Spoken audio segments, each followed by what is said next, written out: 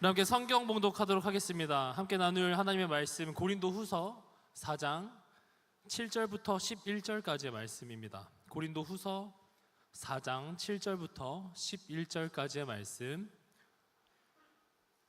다 찾으셨으면 우리 한 목소리로 합독하도록 하겠습니다. 우리가 이 보배를 질그릇에 가졌으니 이는 심히 큰 능력은 하나님께 있고 우리에게 있지 아니함을 알게 하려 함이라. 우리가 사방으로 우겨싸움을 당하여도 쌓이지 아니하며 답답한 일을 당하여도 낙심하지 아니하며 박해를 받아도 버린 바 되지 아니하며 거꾸러뜨림을 당하여도 망하지 아니하고 우리가 항상 예수의 죽음을 몸에 짊어짐은 예수의 생명이 또한 우리 몸에 나타나게 하려 함이라. 우리 살아있는 자가 항상 예수를 위하여 죽음에 넘겨짐은 예수의 생명이 또한 우리 죽을 육체에 나타나게 하려 함이라. 아멘. 이 시간 귀한 분을 모셨습니다. 강사님을 소개해 드릴 텐데요. 여러분 혹시 팀 켈러 목사님 아시나요? 팀 켈러 목사님 아시나요? 오늘 모시는 강사 목사님의 별명이 자그마치 팀 켈러 연구가라고 합니다. 기대가 많이 되시죠, 여러분? 네, 옥하는 목사님의 한 영혼에 대한 마음을 또 팀 켈러 목사님의 실천하는 복음을 전하고 가르치는 귀한 사역을 감당하고 계신 목사님이십니다. 삶을 변화시키는 귀납적 큐티, 목사가 목사에게 그리스도 중심적 성경 읽기 등 수많은 책을 저술하셨고 현재 CTC 코리아의 강사로 활동하시며 그 사랑 교회를 담임하고 계시는 우리 고삼섭 목사님 나오실 때에 우레와 같은 박수로 맞이하겠습니다. 우리 강사님 모시겠습니다.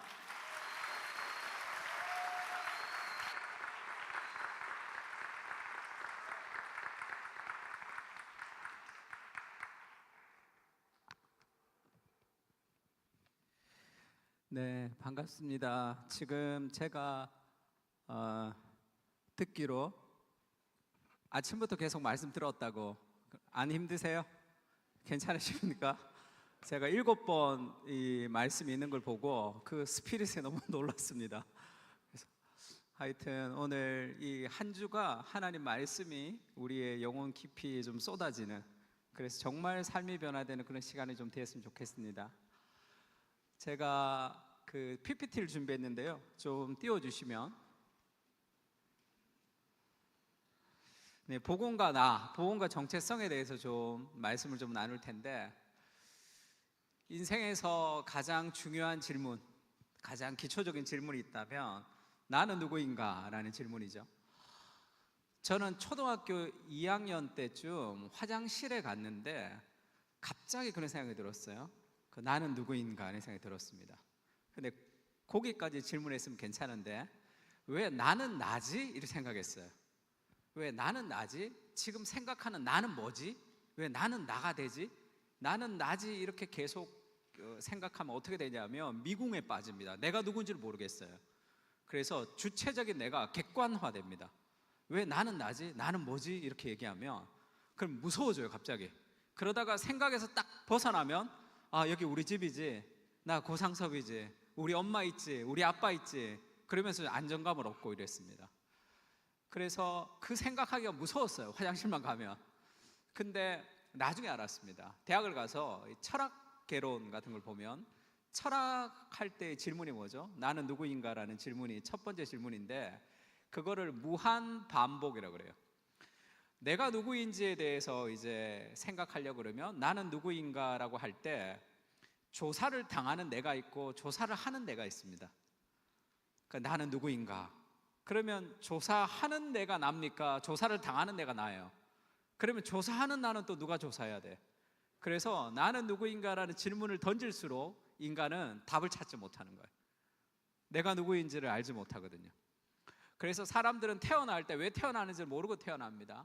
그래서 우리가 자기를 어떻게 인식을 하느냐 하면 심리학적으로 significant others라고 그러죠. 중요한 타인들, 다른 사람이 나를 어떻게 대했는지가 내가 누구인지를 결정하는 거예요. 우리 엄마 아버지가 나를 어떻게 대했는지, 또 나의 중요한 사람들이 나를 어떻게 대하는지가 나를 결정합니다. 근데 그거는 정말이 아니죠.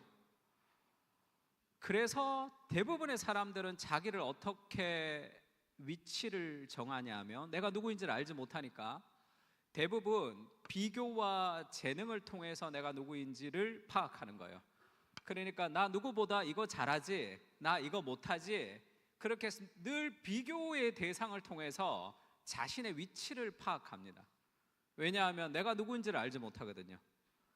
그래서 인간은 자기가 누구인지에 대해서 정확하게 모르고 살아가는 거예요. 왜 태어나는지를 모릅니다. 그러니까 당연하겠죠. 켈빈이 기독교 강요라는 책을 썼는데 기독교 강요에서 첫 번째 제목이 저렇죠. 같이 읽을까요? 하나님을 시작.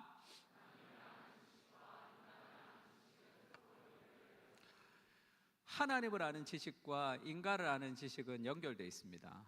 그래서 내가 누구인지로 출발하면 출발 자체가 틀린 거예요. 나는 이 세상에 왜 창조되었는지도 모르죠. 내가 왜 태어났는지를 아무리 찾아도 찾을 수가 없습니다. 하나님을 통해서만 내가 누구인지를 알 수 있어요. 그래서 자신에 대해서 질문을 던지는 것을 멈추고 하나님에 대해서 질문을 던질 때 비로소 나를 알 수 있는 거죠. 하나님을 통해서만 나를 알 수 있다 이렇게 얘기합니다. 하나님이 누구신가를 켈빈이 1권, 2권에서 저렇게 얘기했습니다. 하나님은 창조주다 이렇게 얘기했어요. 또 구원자다 이렇게 얘기했습니다. 하나님이 창조주면 나는 누가 되죠? 어렵습니까? 나는 뭐가 되죠? 그렇죠, 피조물이죠. 하나님이 창조주라고 생각하면 내가 피조물이 되는 거야. 대부분의 사람들은 자기가 피조물이라고 생각하지 않습니다. 저도 오늘 지금 거의 1시 50분에 여기 도착했어요. 출발은 일찍 했는데 차가 너무 막히더라고요. 차가 막히면 화나죠. 차 막히면 왜 화나는지 아십니까? 데이비드 폴리슨이 이 웨스트민스터 상담학 교수인데 차가 막히면 왜 화가 나느냐 이렇게 질문을 했어요.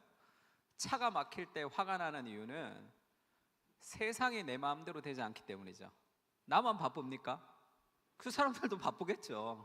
왜 차를 다 끌고 와서 여기 막 그렇게 화내지 마. 그 사람들도 바쁘단 말이에요.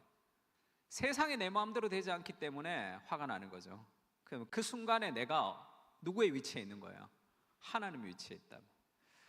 고상섭은 목사인데도 너무 성격이 급해가지고 차가 막히는 환경 속에서 하나님이 나에게 인내를 길러주시고 싶어 하시는 섭리일 수도 있잖아요. 근데 그러면 차가 막히면 어떻게 해야 됩니까? 막 화내고 짜증내고 하면 내가 세상을 내 마음대로 통치하고 싶은 거죠. 그래서 많은 사람들은 자기가 하나님의 역할을 하게 됩니다. 정말 피조물이라고 생각을 잘 하지 않아요. 그러니까 하나님의 섭리 아래 있다고 생각하지 않고 짜증과 불평과 원망으로 살아갈 때가 많습니다. 내 마음대로 돼야 되는데 안 되니까.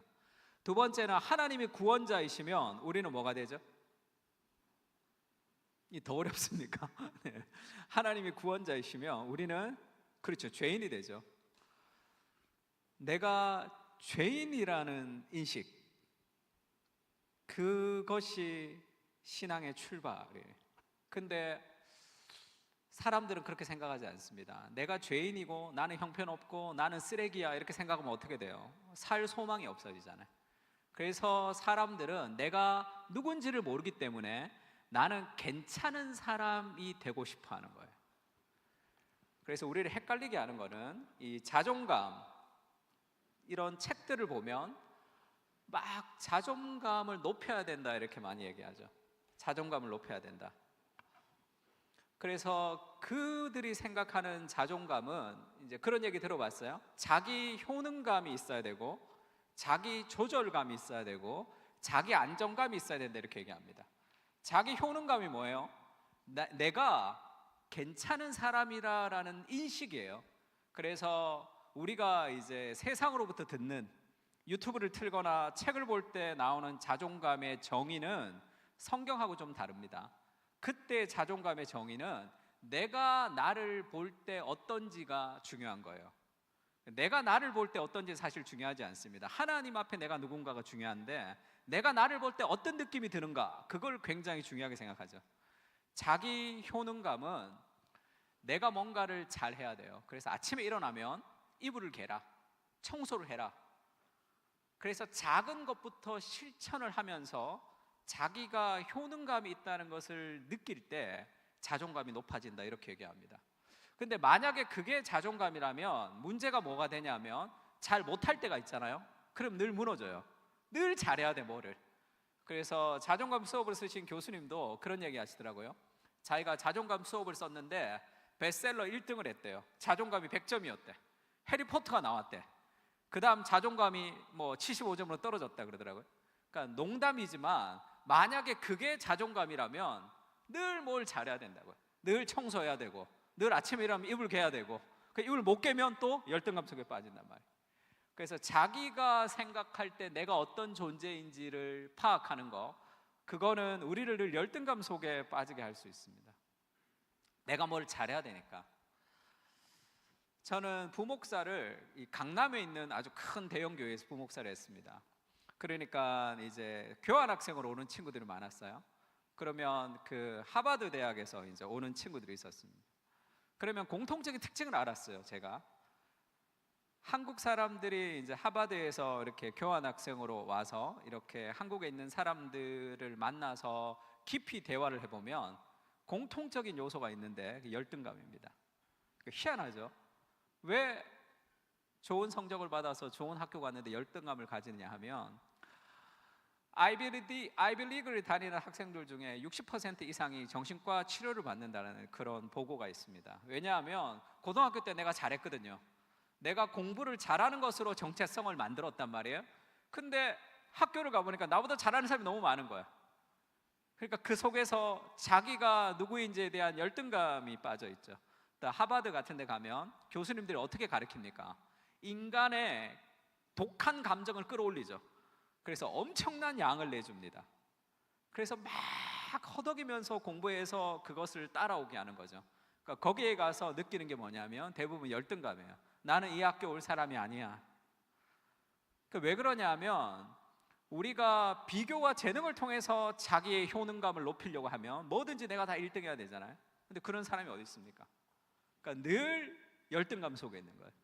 그러니까 자기 효능감을 통해서 자존감을 높이려고 하면 열등감 속에 빠질 수 있습니다. 그래서 우리 딜레마가 있는 거죠.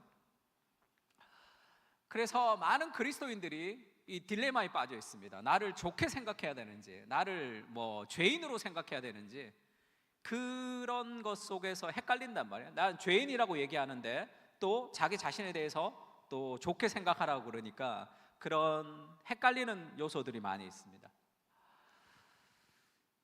처음에 에덴 동산에서 죄가 들어오기 전에 어떤 상태였냐면 아담과 하와 두 사람이 벌거벗었으나 부끄러워하지 않는 관계, 완전한 연합의 관계에 있었어요. 죄가 들어왔습니다. 죄가 들어오고 나서의 가장 첫 번째 감정이 뭐냐 하면 3장 7절인데요. 이에 그들의, 잘 보이십니까? 같이 한번 읽을까요? 시작.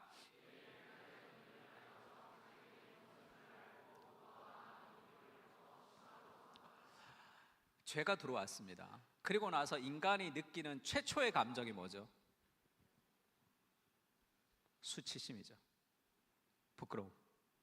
인간의 가장 근원적인 감정이 있다면 그건 부끄러움입니다. 수치심. 그리고 하나님이 무서워서 숨죠. 두려움과 수치심이에요. 가정폭력이 일어나는 가정들을 보면, 논문들을 보면 언제 이게 아시아의 계통에 있는 체면 문화에 있는 사람들이 가정에서 폭력이 많이 일어나는데 가정폭력의 주된 감정은 모든 대부분의 사람들은 수치심이 자극이 될 때 폭발합니다. 그러니까 수치심이라는 것은 인간의 가장 근원적인 감정이에요. 근데 지금 눈이 밝아져 자기들이 벗은 줄을 알고 무화과나무 잎으로 치마를 삼는데 지금 누가 누구를 부끄러워하는 거죠? 쟤 빨고벗었어요 이렇게 놀리는 겁니까?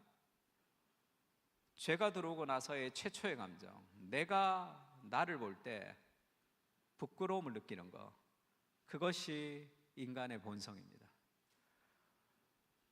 그러니까 그러면 견딜 수가 없잖아요. 내가 나를 직시하면 부끄러운 존재라는 것을 압니다. 그러니까 견딜 수 없는 인간들이 어떻게 하죠? 무화과나무 잎으로 치마를 삼습니다. 가리는 거죠. 학벌과 외모와 실력과 소비와 다양한 것들로 나를 가리는 거예요. 그래서 누구와 비교했을 때 나는 조금 더 괜찮은 사람이야, 그 마음을 가지고 살고 싶은 거예요.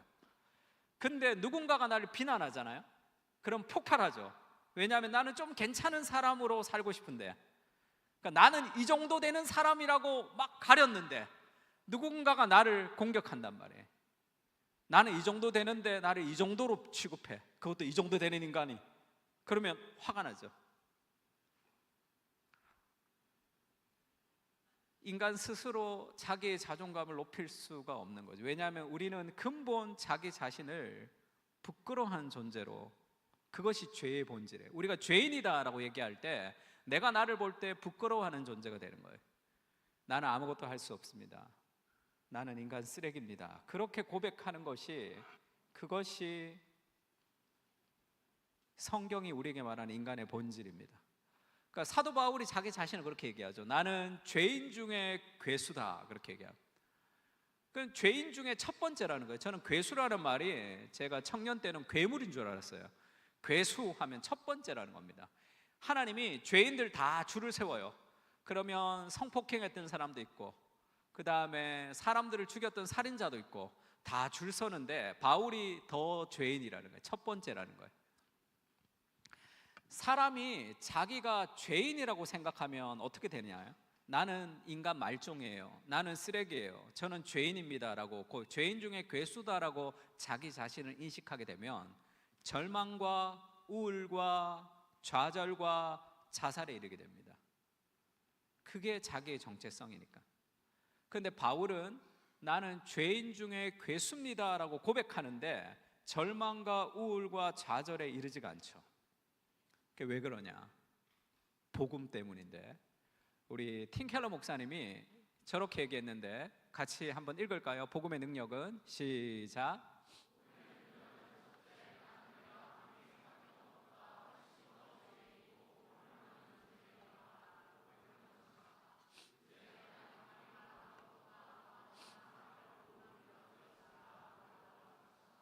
복음은 우리를 이중 정체성을 가지게 합니다. 첫 번째는 내가 죄인이라는 걸 알게 해줘요.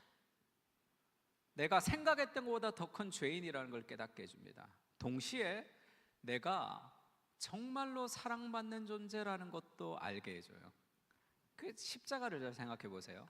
예수님의 십자가가 저렇게 처절한 고통 가운데 예수님이 십자가에서 죽으셨습니다.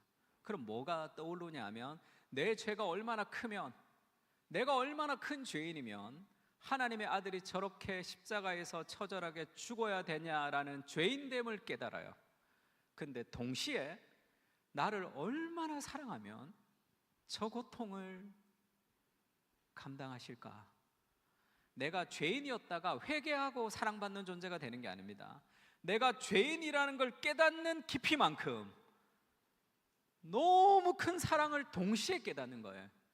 나는 죄인인데 사랑받는 존재죠. 이런 죄인을 끝까지 사랑하시는 분이시니까. 이것이 동시에 일어나는 이중 정체성이죠. 이것을 마틴 로이드 존스 목사님은 생득적 자질이 아니다, 이렇게 표현했습니다. 생득적, 태어나면서부터 가지는 자질이 아니라는 거예요. 태어나면서 성격이 좀 착한 사람이 있고 좀 성격 못된 사람도 있죠. 어떤 게 좋아요? 착한 게 좋습니까? 아니에요. 50%. 착한 것도 별로 안 좋고 못된 것도 별로 안 좋았어요. 태어나면서부터 착한 사람, 온유한 사람, 그런 사람들은 불의에 순종합니다. 세상을 바꿀 수 없어요. 좀 못돼 빠진 사람들 있죠. 아주 성격이 좀 지랄 맞은 사람들, 그런 사람들이 세상을 좀 바꾼단 말이에요. 가만히 안 있거든요. 그러니까 성격이 착한 것도 그건 좋은 게 아니에요. 말이 많은 사람은 말을 하면서 죄를 짓고요, 말이 없는 사람은 해야 할 말을 하지 않으며 죄를 짓는 거예요. 인간의 성격이라는 것은 다 50%입니다. 그래서 저 사람 참 온유해 할 때 그 온유는 성령의 열매로서 온유하고는 다른 거예요. 성령의 열매로서 사랑과 희락과 화평과 오래 참음과 자비와 양성과 충성과 온유와 절제할 때 그 온유는 야생마를 길들이는 온유입니다. 그냥 불의에 순종하는 온유가 아니에요. 그러니까 인간의 성격은 둘 중에 하나예요. 열등감 아니면 우월감입니다. 그런데 나는 죄인인데 나는 사랑받는 존재라는 것을 동시에 느끼려면 복음밖에 없어요. 왜냐하면 나로부터 나오는 게 아니란 말이에요. 제가 예전에 목동에 있는 지구촌 교회라고 있어요. 목동에 있는 교회에 수련회를 했는데, 청년부 수련회를 나흘 동안 했습니다. 그때 룻기를 가지고 룻기를 이제 4장까지 이제 설교를 했어요. 그러니까 첫날 가서 이제 룻기에 대해서 설교를 했는데, 은혜에 대해서 설교를 했는데, 그때 나왔던 찬양이 은혜 아니면 살아갈 수가 없네. 그 찬양을 제가 처음 들었어요. 그 교회에서 설교 끝나고 그 찬양을 하는데 너무 은혜되는 거예요. 설교랑도 잘 맞아서. 그래서 그 다음날 저녁에 이제 다시 설교하러 운전하고 가는데 그 찬양이 생각났습니다. 그러니까 너무 은혜인 거예요. 내 인생이 폭풍 눈물 막 울면서 운전을 못할 정도로 눈물이 막 났어요. 근데 목동은 여기도 그렇죠. 일방통행이 많더라고요. 제가 여러 가지가 멍청한데 길을 잘 못 찾아요. 그래서 3바퀴 돌 때까지 몰랐어요. 아, 여기 많이 와본 곳인데 이렇게 3바퀴 돌고 알았어요. 또 그때는 좀 뭐 지금처럼이 아니라 빌딩 사이에 들어가면 내비게이션이 이렇게 빙빙빙 돌았어요. 그래서 설교 시간은 다 됐는데 길을 못 찾는 거예요. 어딘지를 모르겠어. 화가 나잖아. 은혜 아니면으로 출발했는데 설교 직전에 화가 막 나는 거예요. 복음의 정체성이 없으면 어떻게 하느냐 하면, 야 네가 목사야 이렇게 얘기해. 야 네가 목사냐? 설교를 앞두고 그렇게 화를 내고 네가 목사냐? 그거는 잘 생각해 보세요. 왜 네가 목사냐 이렇게 얘기하냐면, 나는 그 정도로 화내지 않을 더 괜찮은 사람이라는 무화과 나무 잎을 가려서 그렇습니다. 내가 죄인이라고 생각 안 하는 거예요. 야 네가 목사냐? 네가 목사냐? 그러고 설교를 했다고 그래 보세요. 그럼 어떻게 되는지 압니까? 영적 변태가 돼요. 화가 나면 네가 목사냐 네가 목사냐 그래서 여기서 사랑하십시오 막 할렐루야 설교하고, 또 가면 운전하다가 또 네가 목사냐 네가 목사냐 그러면 갭이 커지잖아. 그 갭이 커지면 어딘가에서 뻥 터집니다. 목사고 뭐고 다 필요 없어요. 나는 내 마음에 조금만 안 들면 삐지고 화나는 그런 종류의 쓰레기 같은 죄인인 거예요. 그게 납니다. 그게 나예요. 그걸 가리는 거야. 야 네가 목사냐? 네가 목사냐? 그런 정도로는 화내지 않을 사람, 나는 괜찮은 사람인데 잠깐 화냈다고 생각하는 거죠. 그러면 삶을 벗어날 수가 없습니다. 나는 내 마음에 조금만 안 들으면 삐져요. 여러분 잘 모를 거예요. 다 착한 사람 같은데 결혼해봐 어떤가? 저는 결혼 전까지 정말 착한 사람인 줄 알았어요. 결혼해보면 아, 나 정말 잘 삐지는구나. 저희 아내가 조금만 잘못하면 삐져서 말도 안 하는구나. 그런 종류의 인간이라는 걸 압니다. 그게 나예요. 조금만 기분 나쁘면 성질 내는 게 납니다. 이런 나에게 은혜를 베풀어 주셔서 오늘도 말씀을 전하게 하시는 하나님의 사랑의 포커스를 맞춰야지 거기서부터 점점점 벗어날 수 있는 거예요. 나는 쓰레기 같은 인간입니다. 나한테서 기대할 것이 없어요. 근데 이런 나를 사랑하시는 하나님의 사랑 때문에 내가 모든 것을 할 수 있는 거죠. 그래서 모세의 인생이 120살인데 모세의 인생이 40년 때까지 모세는 너는 히브리 민족을 구원할 구원자로 그의 어머니로부터 교육을 받았습니다. 근데 그게 애굽의 왕실에서 받은 거죠. 모세가 어떻게 생각했을까요? 애굽의 왕이 되어서 내가 히브리 민족을 구원하겠다 이 정도 생각했겠죠. 왕자로서 교육을 받으니까. 그래서 자기가 애굽의 대통령이 되어서 히브리 민족을 구원해야 되겠다라면서 열심히 훈련했는데 살인자가 되어서 쫓겨나 버렸어요. 들통나 버렸습니다. 40살 때까지의 모세의 인생은 나는 할 수 있다죠. 그게 다 좌절로 끝이 났어요. 그리고 80살 때까지 미디안 광야에서 양을 치면서 삽니다. 나는 할 수 없다. 80에 하나님의 부름을 받죠. 떨게나무 불꽃 가운데 하나님 모세를 부르십니다. 그때의 모세의 인생을 한마디로 얘기하면 나는 할 수 없지만 하나님이 함께 하시면 나는 할 수 있다. 나는 죄인이지만 하나님의 사랑받는 존재라는 마음. 그러면 어떻게 되냐면 실패 앞에 좌절하지 않습니다. 나는 죄인이거든요. 성공 앞에 교만하지 않아요. 왜죠? 내가 한 게 아니거든요. 그 복음의 정체성만이 우리를 수많은 삶의 정체성의 혼란에서부터 우리를 벗어날 수 있게 하는 거예요.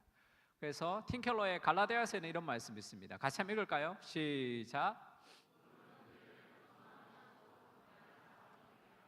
복음은 우리를 겸손하면서도 담대하게 합니다. 이런 건 없다 그랬죠. 겸손한 사람은 담대하지 않아요. 아, 저 사람 참 착해. 이런 사람들은 결혼해봐. 답답해 미쳐요. 나무 집 여자랑 싸울 때도 내 편 안 들어줍니다. 좀 못돼 빠진 그런 사람들이 그런 일들을 좀 해주는 거예요. 겸손한 사람은 담대하지 않습니다. 용기가 있는 사람은 겸손하지 않아요. 그래서 대부분의 사람들은 열등감과 우월감에 널뛰게 하면서 살아갑니다. 그러나 나는 죄인이지만 하나님의 사랑받는 존재라는 그 복음이 주는 정체성을 가질 때만 우리는 건강한 자아상을 가질 수 있는 거예요. 나는 겸손하죠. 왜입니까? 죄인이란 말이에요. 아무것도 나한테 기대할 게 없습니다. 그래서 나 자신에 대해서 별로 생각하지 않아요. 기대할 게 없으니까. 그래서 나의 의, 나의 행위, 나의 능력 별로 의지하지 않습니다. 그래서 실망하지 않는 거예요. 왜 이불킥 하는지 아십니까? 내가 괜찮은 사람인데 내가 왜 이랬지? 그래서 이불킥 하는 거예요.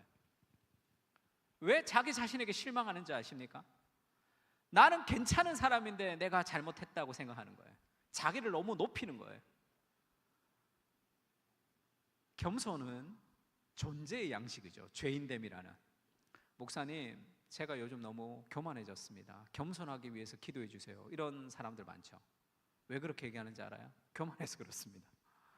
아, 나 좀 교만한데 겸손해 달라고 기도하는 것이 겸손해 보인다고 생각하는, 그렇게 교만으로 머리를 돌리는 거예요. 겸손은 아, 나 좀 교만한데 겸손해져, 이런 게 아니에요. 존재의 양식입니다. 나의 죄인됨이라는 인식을 가질 때 나보다 남을 낮게 여기는 거예요. 그게 겸손이죠. 그거는 죄인됨이라는 인식에서 오는 것이고, 근데 죄인됨이라는 인식만 가지고 있으면 절망과 우울과 좌절 속에 빠지는데, 복음은 우리를 그렇게 얘기하지 않죠. 나는 죄인인데 사랑받는 존재거든요. 열심히 노력해서 사랑받아야 된다고 얘기하지 않습니다. 너는 죄인인데 사랑받는 존재예요. 아무것도 하지 않아도 완전한 사랑이 우리에게 있다는 것이 주는 삶의 자유함이 있습니다. 여러분의 머리에 화면이 있고 여러분의 생각이 24시간 다 중계된다고 생각해 보세요. 내가 우리 저 형제 2024년 4월 28일 오후 10시 클릭하면 그 생각이 다 인터넷에 다 떠요. 다 볼 수 있어. 내가 무슨 생각했는지. 그러면 아무도 우리를 존경하지 않을 거야. 우리가 얼마나 음란한지, 우리가 얼마나 시기심이 많은지, 우리가 얼마나 이기적인 존재인지가 다 드러나죠. 그게 우리죠. 아무도 우리와 친구하려고 하지 않을 겁니다. 아, 참 너 머리 잘 됐네, 머리 이쁘네 하는데 속마음은 안 그래요. 너 취직해서 뭐 너무 기쁘다 하는데 속마음은 안 그래. 그러면 누가 우리를 친구하겠어요? 그게 우리죠. 하나님 앞에 우리가 자유한 게 뭡니까? 기도의 자리에 가면 우리가 자유할 수 있는 게 뭐예요? 하나님, 우리의 그 쓰레기 같은 모든 생각을 다 아십니다. 숨길 필요도 없어요. 근데 우리를 사랑하시잖아요. 나의 온갖 더러운 모습을 다 아시는 그분이 나를 사랑해 주시거든요. 그것이 우리를 자유롭게 하는 거죠. 우리는 죄인이지만 사랑받는 존재라는 이 복음의 정체성만이 우리를 자유롭게 할 수 있습니다. 그래서 우리가 오늘 읽었던 본문처럼 바울이 그렇게 얘기하죠. 나는 이 보배를 질그릇에 가졌다. 질그릇은 우리죠. 이거를 막 좋게 만들 필요가 없습니다. 왜? 우리 안에 보배가 있죠. 능력의 힘이 큰 것이 하나님께 있고 우리에게 있지 않다, 이렇게 얘기하죠. 사방으로 우겨쌈을 당했는데 쌓이지 않습니다. 답답한 일을 당해도 낙심하지 않는데요. 박해를 받아도 버림받지 않고 거꾸로 뜸을 당해도 나는 망하지 않는다. 말도 안 되는 얘기를 하는 거죠. 또 이런 얘기도 합니다. 같이 한번 읽을까요? 시작.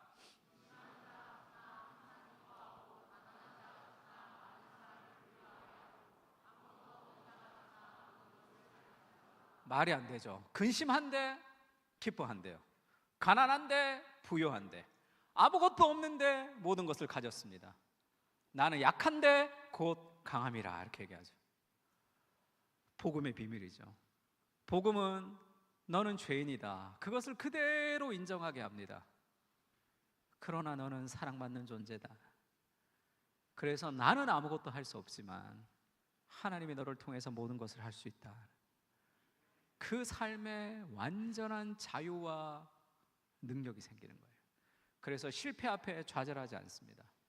성공 앞에도 교만하지 않는 그 풍성한 삶의 열매를 우리에게 주는 거죠. 근데 문제가 뭐냐 하면, 우리가 성경적으로 자존감을 세우지 않고 유튜브 같은 거 보고, 그 다음에 이제 일반 서적을 보면 우리를 헷갈리게 한단 말이에요.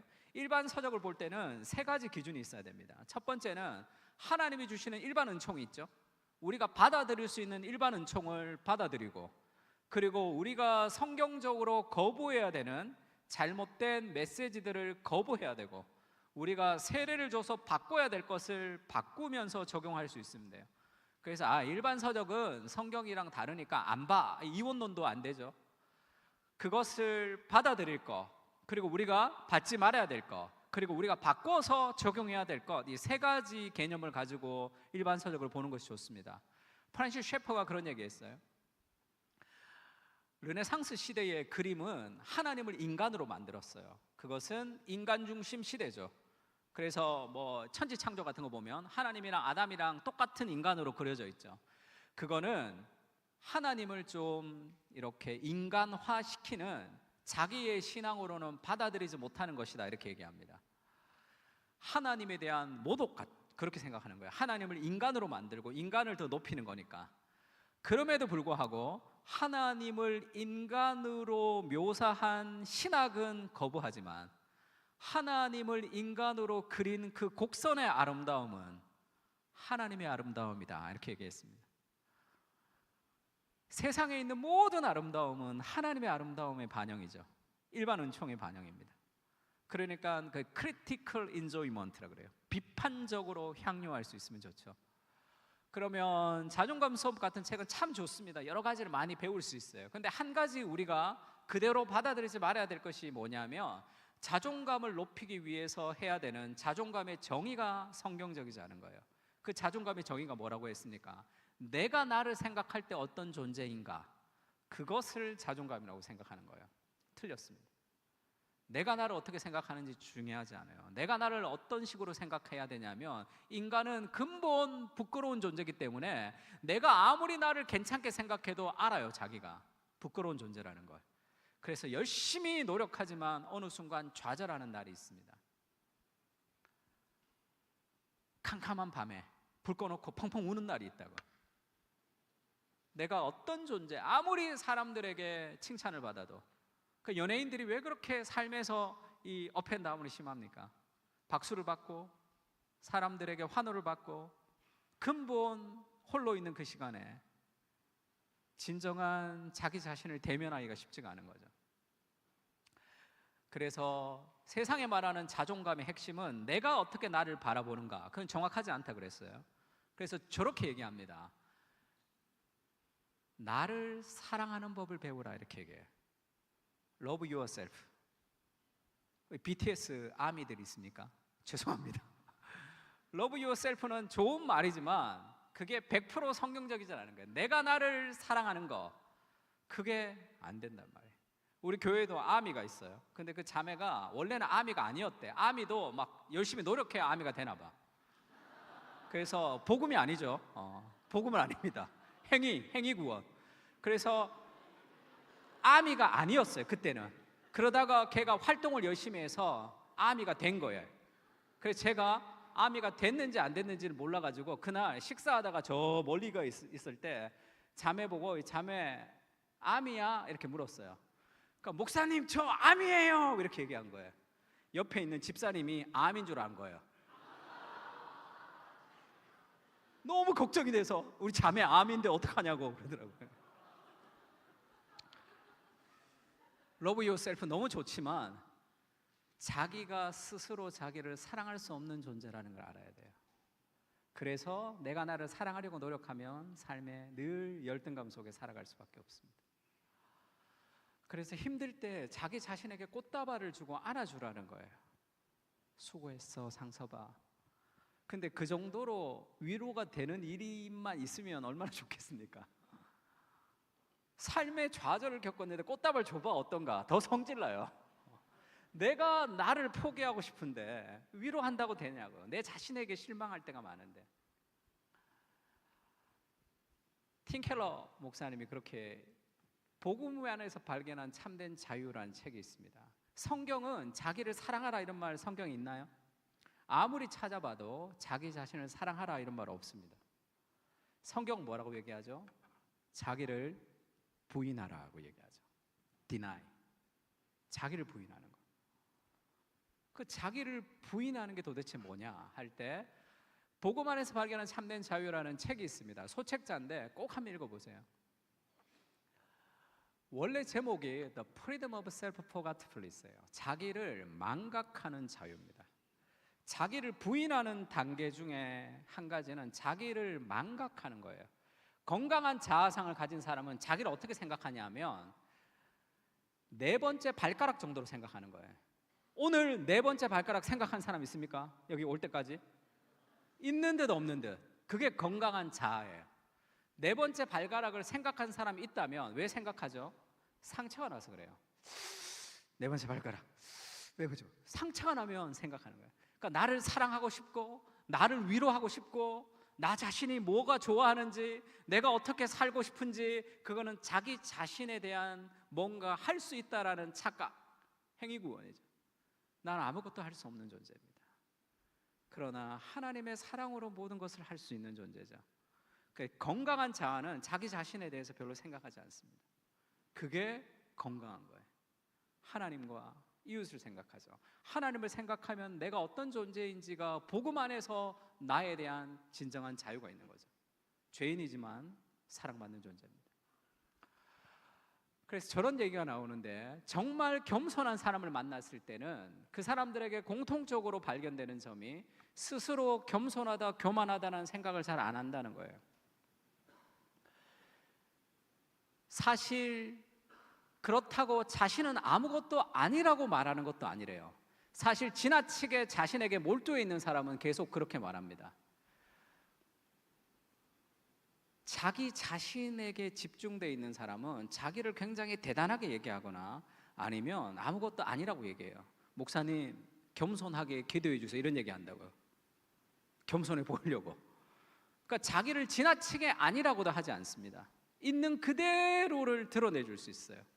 제가 어느 교회 가서 목사님 설교를 들었는데 굉장히 은혜를 많이 받았습니다. 그래서 제가 끝나고 나서 목사님 오늘 말씀에 은혜를 많이 받았습니다 그랬더니 그 목사님 뭐라 그런 줄 알아요? 아닙니다 아닙니다 그러더라고요. 내가 은혜를 받았다는데 왜 자기가 아니라 그러죠? 나가 거짓말한 그럼 나 거짓말하는 거예요 지금? 아닙니다 목사님 은혜 받았습니다 그러니까 아닙니다 아닙니다 그러더라고요. 그게 무슨 말이에요? 은혜 받으면 안 됩니다도 아니고 그럼 설교를 왜 한 거야? 그럼 내가 은혜를 받았는데 왜 굳이 아니라고 얘기할까? 죄인인 내가 하나님이 은혜를 주셔서 이 부족한 설교를 통해서도 사람들이 은혜를 받으면 감사합니다 하면 되죠. 내가 좀 설교했어 오늘 나 좀 했네 이렇게 생각하면 아닙니다 아닙니다 해야 겸손해 보인단 말이에요. 그 생각 자체가 없어지는 거죠. 제가 이 설교를 하고 제가 그 설교 끝났는데 한 60대가 되셨던 권사님 나이가 많으신 분들이 와서 목사님 오늘 설교 은혜를 많이 받았습니다 그랬더니 갑자기 제가 아닙니다 툭 튀어나오더라고요. 아닙니다 이렇게. 그게 인간의 본성이죠. 아닙니다도 건강하지 않아요. 복음을 통해 진정으로 겸손해진 사람은 바로 지금 자기 앞에 있는 사람에 대한 관심으로 충분합니다. 우리 빨간색 글자 보이십니까? 복음적 겸손의 핵심은 같이 한번 읽을까요? 시작.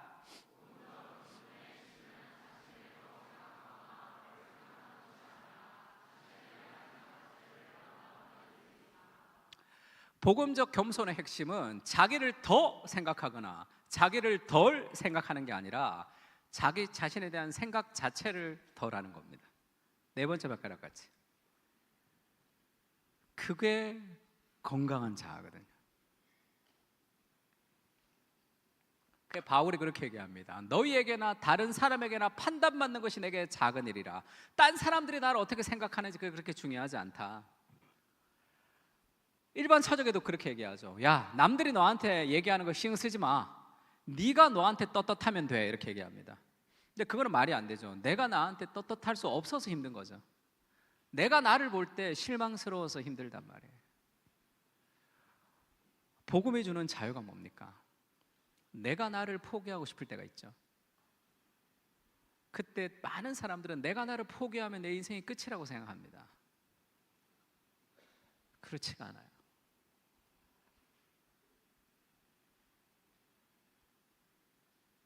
세상에 있는 그 어떤 피조물이라도 우리를 그리스도 예수 안에 있는 하나님의 사랑에서 끊을 수 없으리라.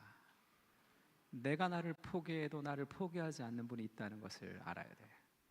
그 삶의 안정감.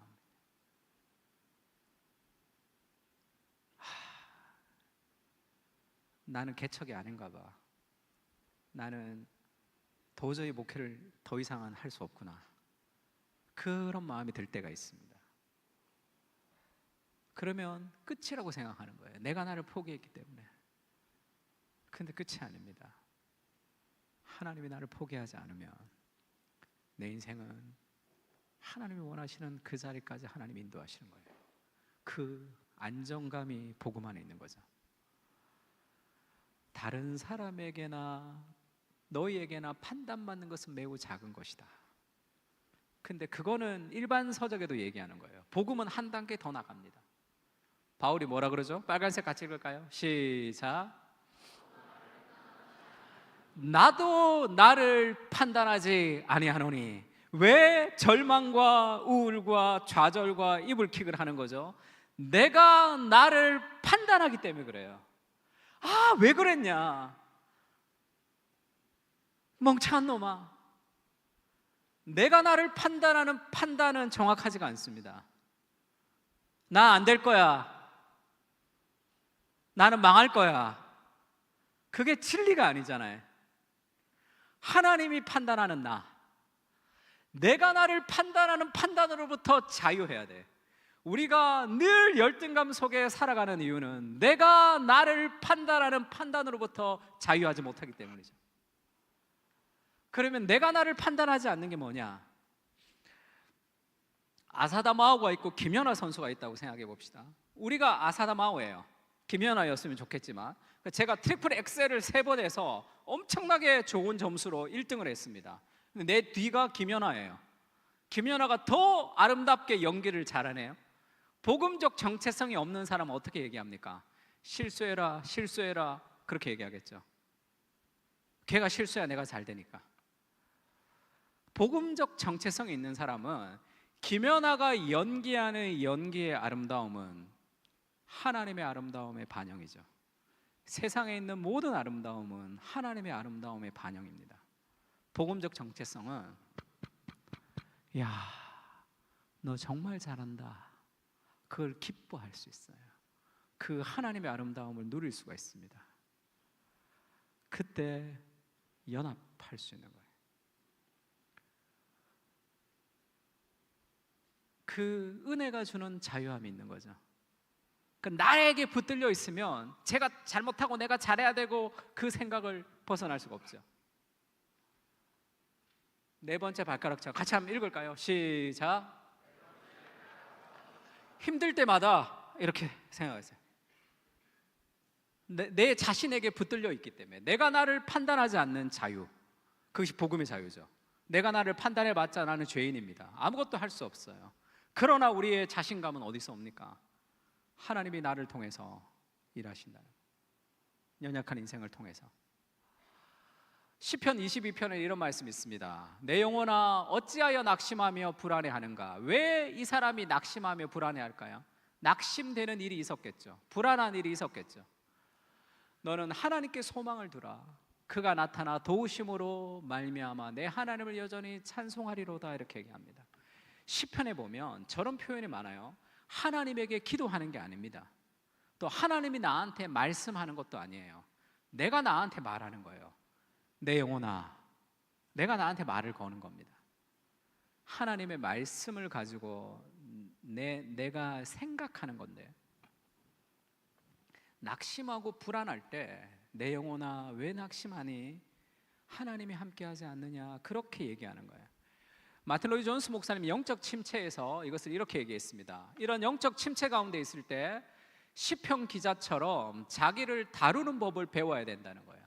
시편 기자는 맥없이 감정이 가는 대로 드러누워 자기를 불쌍히 여기는 데 만족하지 않았습니다. 대부분의 사람들은 어떻게 생각하죠? 낙심하고 불행한 일이 있으면 힘들면 힘들다, 어려우면 어렵다, 죽고 싶다, 난 못하겠다, 환경이 주는 대로 그대로 생각합니다. 왜? 내가 나를 판단하거든요. 나 안 될 것 같아, 시험에 떨어지면 내 인생 망할 것 같아.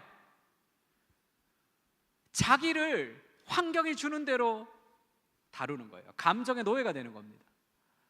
시편 기자는 그렇게 하지 않았다는 거예요. 그보다 훨씬 더 중요한 일을 했는데, 우리 빨간색 같이 읽을까요? 바로 시작.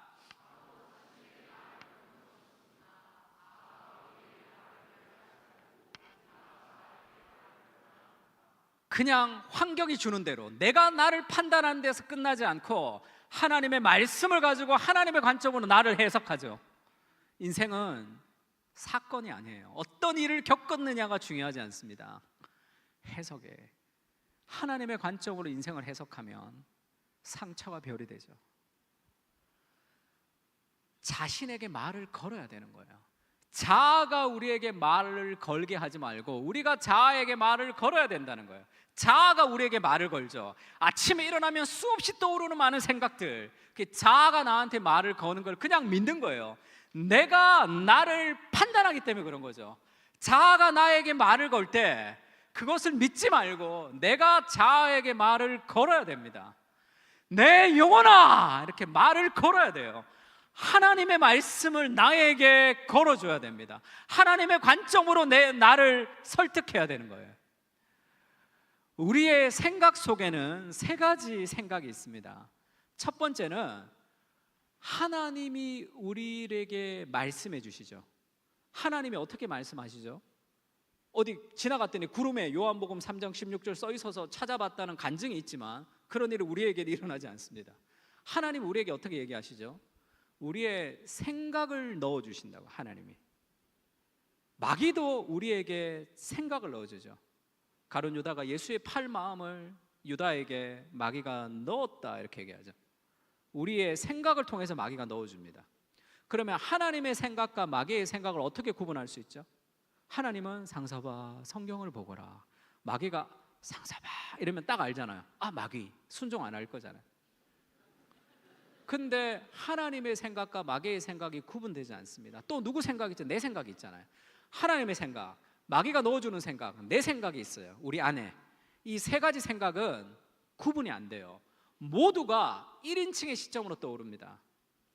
하나님이 상사봐 이렇게 얘기하지 않고 마귀도 상사봐 이렇게 얘기하지 않아요. 그냥 내 생각처럼 떠오른단 말이에요. 이거 하고 싶다, 이거 먹고 싶다, 저렇게 살고 싶다, 이렇게 1인칭의 시점으로 떠오른 거예요. 내 생각으로. 근데 우리가 우유를 마셨는데 상한 우유면 어떻게 하면 됩니까? 뱉으면 되죠. 누가 초인종을 눌렀어요. 봤더니 낯선 사람이야. 그러면 안 열어주면 되죠. 생각이 떠올랐어요. 이게 별로 하나님의 관점에선 좋지 않은 생각이에요. 그러면 어떻게 해요? 생각을 버리면 되는데 한 번도 그렇게 해본 적이 없어요. 왜죠? 내 생각이라고 생각하거든. 나에게 떠오르는 생각. 야, 저게 나한테 저런 얘기 한다고? 싸가지 없이? 그 생각이 딱 떠올랐어요. 그럼 어떻게 합니까? 그걸 붙들죠. 와, 그 친구들한테 얘기하죠. 야, 그게 나한테 그러더라. 그러면 점점 강화돼요. 그러면서 그 인간이 거의 악마화되는 거죠. 이 쓴뿌리가 생기는. 내가 나를 판단하지 아니하노니 생각이 떠오를 때 그걸 믿지 마세요.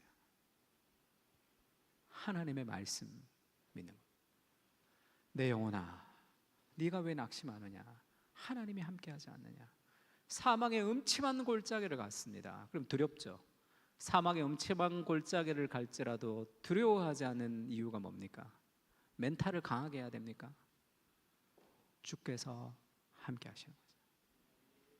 그걸 가져와야 돼요. 내 안에서 어떤 것도 선한 것이 나올 수 없습니다. 내 생각에 떠오르는 모든 생각을 믿지 마세요. 그걸 믿기 때문에 좌절과 우울과 절망과 열등감 속에서 무언가 신앙의 칼라가 축축 쳐져 있는 거예요. 나는 할 수 없다, 그 생각하는 거죠. 나를 벗어나야 됩니다. 나는 죄인이라 아무것도 할 수 없지만 하나님이 나를 통해 일하시면 모든 것을 할 수 있습니다. 오병이어 같은 보리떡 5개, 물고기 2마리 정도면 어떻습니까? 누구의 손에 사용되느냐가 중요한 거 아니에요? 그러면 5,000명도 더 먹이는 능력으로 나타날 수 있습니다. 하나님에 대한 능력이죠. 자아가 우리에게 말을 걸게 하지 말고 우리가 자아에게 말을 걸어야 됩니다. 영적 침체의 주된 문제점이 뭡니까? 우리가 자아에게 말하는 대신에 자아가 우리에게 말하게 하는 데 있습니다. 인생의 대부분의 불행은 우리가 자아에게 말하는 대신에 오히려 자아의 말을 듣는 데 있음을 모르시겠습니까? 내가 자아에게 말을 걸어야 돼요. 하나님의 말씀을 나에게 선포해 줘야 됩니다. 내 생각 안에 사로잡혀 있으면서 내가 나를 판단하기 때문에 내가 늘 무너지는 거예요. 내가 나를 판단하지 아니하노니 그것이 복음이 주는 자유죠. 그때 여러 가지 다른 사람의 비판 앞에서도 자유롭게, 그리고 우리가 연합할 수도 있습니다. 종교적인 사람은 비난을 받을 때 격노합니다. 왜냐하면 내가 괜찮은 사람으로 무화과 나무를 가렸거든요. 내가 괜찮은 사람처럼 보이고 싶은데 누가 나를 정죄하면 폭발하죠. 자존심 상해서. 근데 복음의 정체성을 가진 사람은 누군가의 비난 앞에 힘들지만 그렇게 분노하지 않아요. 왜? 나는 죄인이거든요. 근데 내가 좋은 사람이 되는 것은 나에게 필수적인 게 아닙니다. 나는 형편없지만 하나님이 나를 통해 다 하실 수 있거든요. 그것이 우리를 여유롭게 한다. 제가 아까도 우리 목사님이 팀켈러 연구가로 저를 소개해 주셨는데, 제가 그 시티시 코리아 팀켈러 목사님 만든 이 단체에 지금 이사로 활동하고 있습니다. 근데 처음엔 제가 그 단체에 들어가기도 전에 제가 팀켈러 목사님을 좋아해서 막 글을 썼더니 어떤 목사님이 저한테 연락이 왔어요. 부산에서 우리 목회자들에게 강의를 해주면 좋겠다. 목사님 공부한 거를 좀 강의를 해달라 그래서 첫 번째 강의를 할 때입니다. 2019년도인가 그랬어요. 그래서 강의를 수락을 했는데, 제가 이제 팀켈러 목사님에 대해서 잘 아니까 그 목사님을 알죠. 나를 초대했던. 근데 다른 사람은 잘 모르잖아요. 그래서 저를 소개해야 되는데 이제 저런 포스터를 붙였어요. 그리고 고상선 목사 이렇게 하고 팀켈러 연구가 이렇게 저를 소개했습니다. 그분이 붙인 거예요. 밑에 댓글에 처음에 댓글, 우와 팀켈러 오는 줄 알았는데 고상섭은 누구? 이렇게 딱 써 있더라고. 그냥 긁혔어요. 아니 포스트를 왜 저렇게 만드는 거야? 그 다음에 두 번째, 뭐? 팀켈러 연구가 무슨 팀켈러 학과라도 있나 보지? 거기에도 긁혔는데 밑에 크크 흐흐 이렇게 쭉 달려있더라고. 이거 다 목사 새끼들 아니야? 다 추적했어 내가. 페이스북 들어가 보고 인스타 들어가 보고 막 다 그러려고 그래요. 이 누가 이렇게 썼는지 분노가 막 일어났습니다. 그러면서 제가 그 목사님한테 전화해서 바꾸려고 그랬어요. 팀켈러 연구가 뭐예요? 그래서 전화를 하려고 했는데 두 가지가 저를 막았습니다. 첫 번째는 그러면 뭐로 바꿔줄 거야 할 때 바꿀 게 없었어요. 그러니까 생각해낸 게 팀켈러 애정가였어요.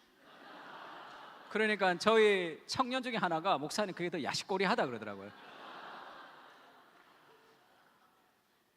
두 번째는 왜 내가 기분이 나쁜가를 생각했어요. 왜 내가 기분이 나쁘죠? 나 팀켈러 연구가야 이렇게 뻐기고 싶은 사람이 아닌 거죠. 겸손하게 내가 공부를 했는데 그분이 강의를 해달라 그래서 겸손하게 요청을 한 거죠.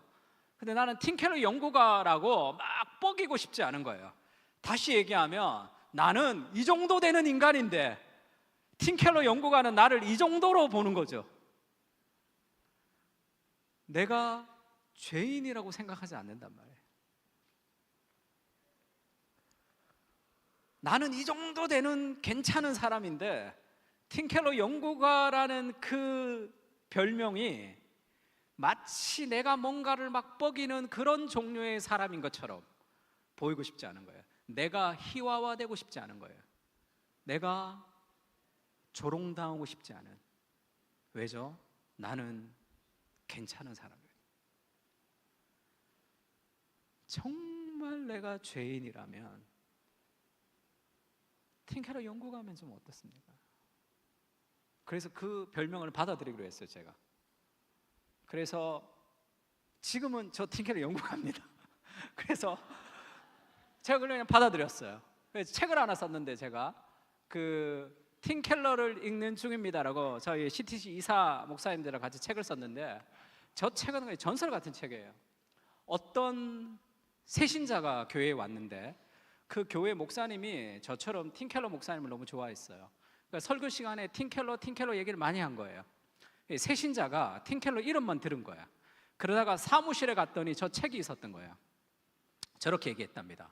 아니 저 중은 어떻게 팀켈러를 다 읽는 중이 있냐고 이렇게 얘기했대요. 팀켈러를 읽는 스님입니다 이렇게 안 거예요. 사진을 봤더니 어떤 스님이 이렇게 딱 한 분 계신 거예요. 이야, 어떻게 저렇게 중도 팀켈러를 다 읽냐, 그렇게 얘기했던 전설 같은 책입니다. 잘 모르시는 분들을 위해서 저 머리 없는 저분이 팀켈러입니다. 그래서 제가 저 책을 쓸 때 저자 소개를 해야 되잖아요.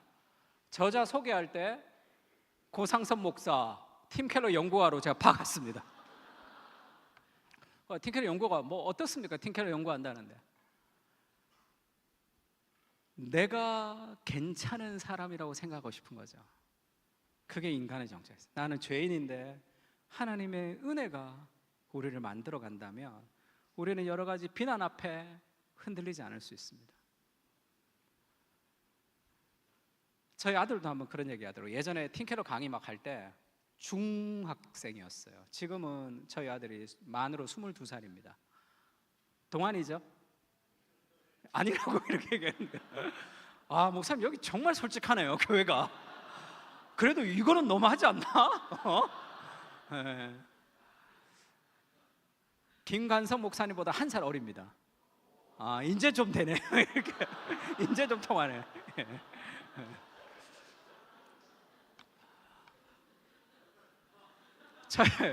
저희 아들이 중학교 때 제가 강의하러 가는데 아빠 어디 강의하러 가? 그래요. 팀켈러 강의하러 간다 그랬더니 팀켈러 강의만 하지 말고 팀켈러처럼 목회 좀 해.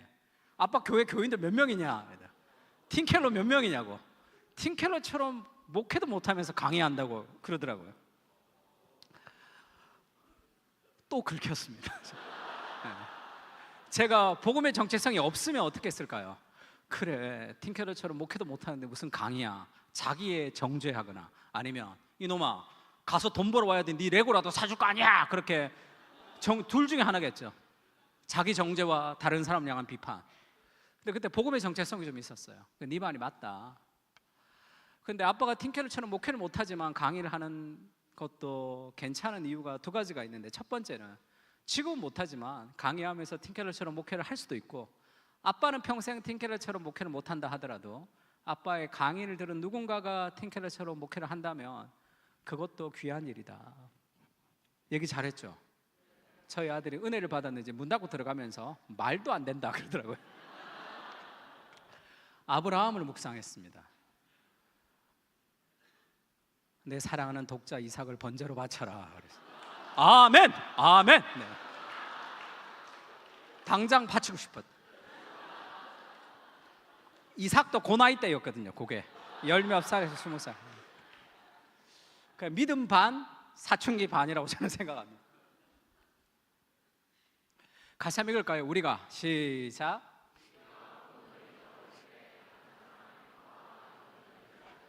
무슨 말인지 알겠죠? 복음을 잊어버리면 자기를 증명하고 싶어합니다. 예수님은 같이 읽을까요? 시작.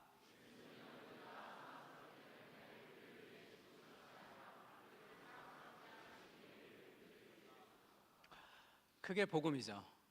고린도전서 15장 10절 같이 한번 읽어봅시다. 시작.